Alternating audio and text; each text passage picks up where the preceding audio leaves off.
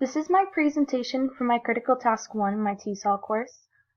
For this presentation, I was asked to interview with an ELL parent, and the parent that I was fortunate enough to interview is actually also my best friend's mom.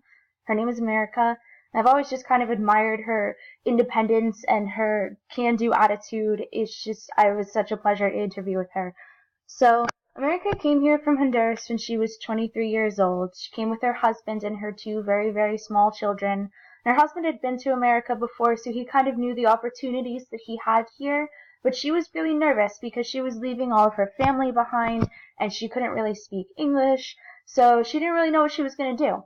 And so when she first went to go put her two oldest children through school, they were put into an inclusion program.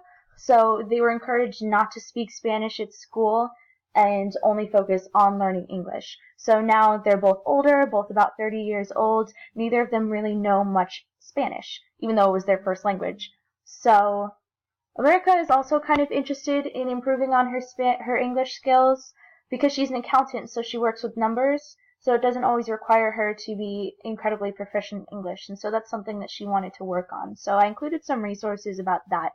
And then she was also really curious about some of the events that were going on at UNF because her youngest child, my best friend, also goes to school with us. So she was just really curious about what was going on around campus.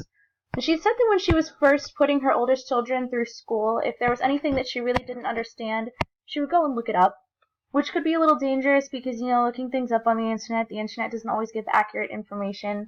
But she also had, living in West Palm, a lot of people who spoke Spanish in the office at her schools. So if she had some questions, it was usually pretty easy to find someone who could either speak Spanish or translate for her.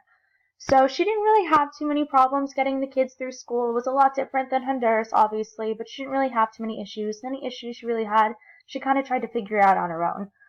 So I gave her a couple of events that are going on around campus. Obviously, Thanksgiving is going on, Anime Club, which our youngest daughter loves, things like that.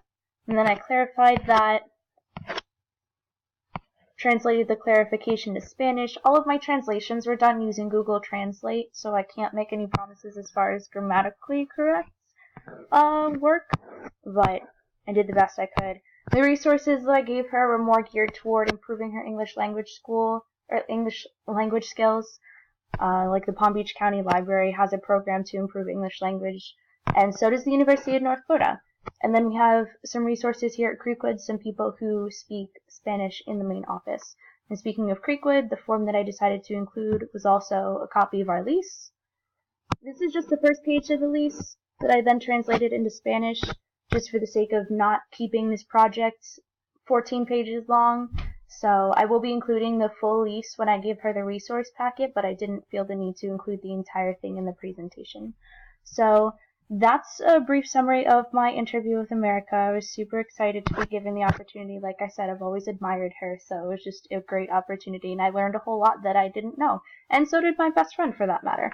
So it was all in all a good thing.